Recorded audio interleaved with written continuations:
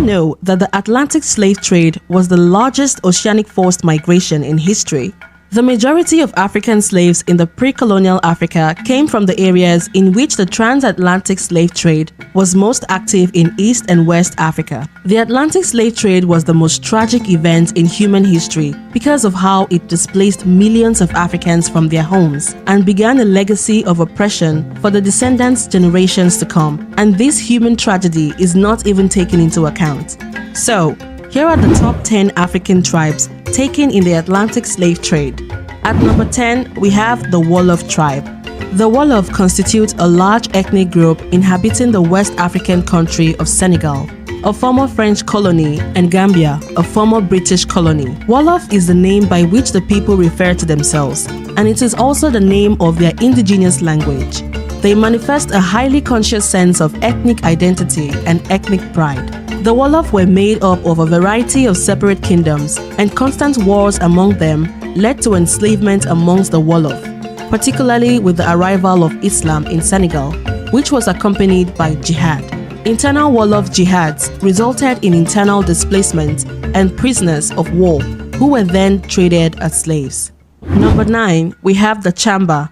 The Chamba are a significant ethnic group in the northeastern Nigeria. The Chamba are located between present-day Nigeria and Cameroon. In Nigeria, they lived primarily in Gongola State, especially in the Ver, Wafanga, and Binyeri districts of Adamawa Division, the Leko, Jada, Mbulo, Tugu, Yelwa, and Tongo districts of Ganye Division, and the Dakar, Jalingo, Mutum, Biu, Bukundi, and Gasso districts of Muri Division. There are two ethnic groups in Ghana and Togo, also called Chamba, but they are ethnically distinct. The Chamba are identified through their own language, beliefs, culture, and art. The Chamba speaks two distantly related languages, Chamba Leko of the Leko-Nimbari languages and Chamba Daka of the Dakoid languages, both of which are Niger-Congo languages. The Chamba were constantly raised by Fulani slave traders during the jihads of the 18th and 19th centuries.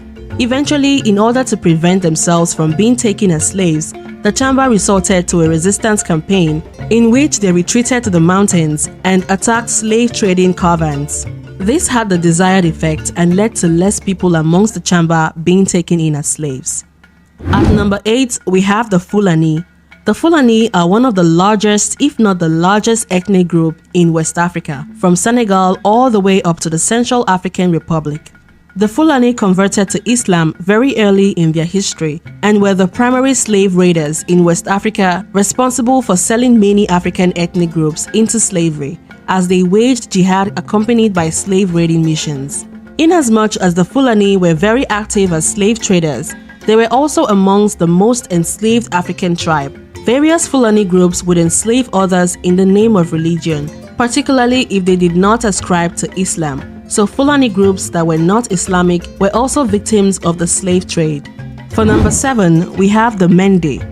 The Mende people are a collection of ethnic groups all over West Africa that speak the Mende language, with the most widely recognized Mende-speaking nation being the Mandinka nation.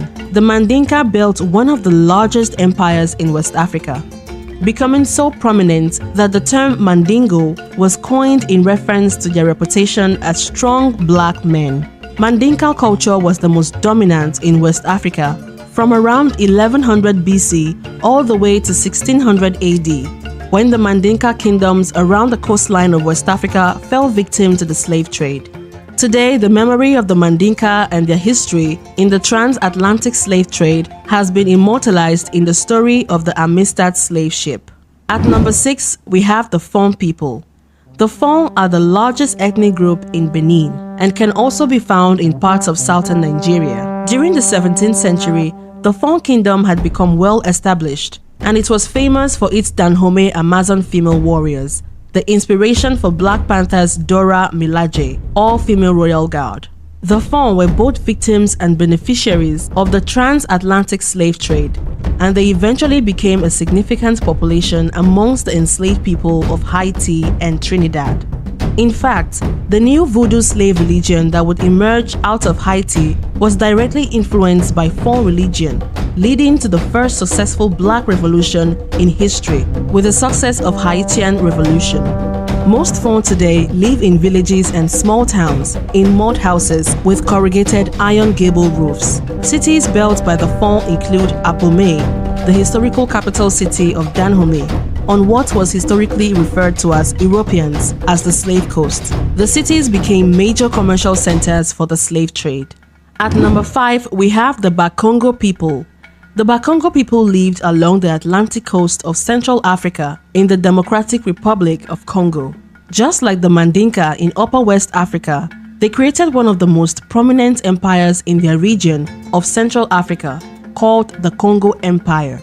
The Bakongo got involved in the Atlantic slave trade largely due to Portuguese intrusion, which saw the Portuguese seize citizens of the Congo Empire, enslaving them illegally on a mass scale, with the situation becoming so dire that the Bakongo king wrote a letter to the Portuguese king complaining about the slave kidnappings. Eventually, the grandson of the Bakongo king was taken into slavery, and he would enter history as one of Brazil's most prominent slaves, Ganka Zumba, who would go on to build a big slave compound in Brazil under his own independent administration, where he lived like a king at one of slavery's main ports of entry. Top 4, we have the Igbo, an ethnic group native to present-day South Central and Southeastern Nigeria. The Igbo are another one of Africa's largest nations, which was also affected by the transatlantic slave trade.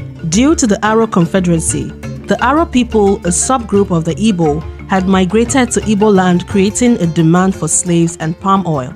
The Arrow Confederacy captured and enslaved Igbos, selling them to Europeans, with many of the slaves taken from the Biafran coastline being Igbos, who accounted for approximately 13% of all slaves taken to the Americas. At number 3, we have the Ashanti people. The Ashanti Empire was a pre-colonial West African state that emerged in the 17th century in what is now Ghana. The Ashanti, or Ashanti, were an ethnic subgroup of the Akan-speaking people and were composed of small chiefdoms. The Ashanti established their state around Kumasi in the late 1600s, shortly after their first encounter with Europeans. In some ways, the empire grew out of the wars and dislocations caused by the Europeans, who sought the famous gold deposits, which gave this region its name, the Gold Coast. During this era, the Portuguese were the most active Europeans in West Africa. They made Ashanti a significant trading partner, providing wealth and weapons, which allowed the small state to grow stronger than its neighbors. Nonetheless, when the 18th century began, Ashanti was simply one of Akan-speaking Portuguese trading partners in the region. From the beginning of the 18th century, the Ashanti supplied slaves to British and Dutch traders on the coast. In return, they received firearms with which to enforce their territorial expansion. After the death of Osei Tutu in either 1712, a period of internal chaos and factional strife was ended with the accession of Opoku Ware, ruled between 1720 and 1750, under which Ashanti reached its fullest extent in the interior of the country. In 1807, Osei Bonsu occupied southern Fante territory, an enclave around British headquarters at Cape Coast. In the same year, Great Britain outlawed the slave trade. Declining trade relations and disputes over the Fante region caused friction over the following decade and led to warfare in the 1820s. The Ashanti defeated a British force but made peace in 1831 and avoided conflict for the next 30 years. And coming in at number 2, we have the Mbundu.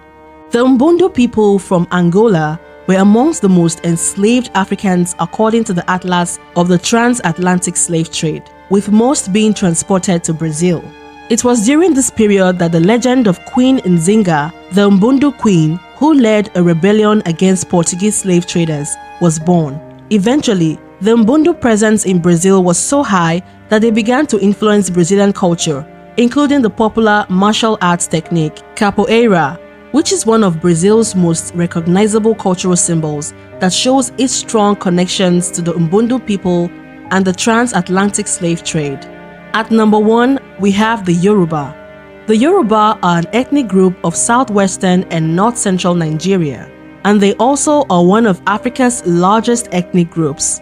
Going back as far as the 11th century, the Yoruba were the dominant cultural force in southern Nigeria, and they were heavily engaged in the palm oil trade, which went hand in hand with the transatlantic slave trade. The origin of the Yoruba can be placed between the Oyo Empire. The Oyo Empire was active in the Atlantic slave trade as Yorubas became victims and victimizers in the process of enslavement. The Yoruba were dispersed at mass to multiple locations in North and South America, with enslaved populations going to Cuba, Dominican Republic, Venezuela, St. Lucia, Jamaica, Brazil, Grenada, Trinidad, and Tobago, and many others. The Yoruba seemed to impact the culture wherever they landed. Yoruba culture became so prominent and dominant that the Yoruba pantheon began to be worshipped in North and South America. The Orisas today are still worshipped and celebrated. Thank you for tuning in. Bye for now.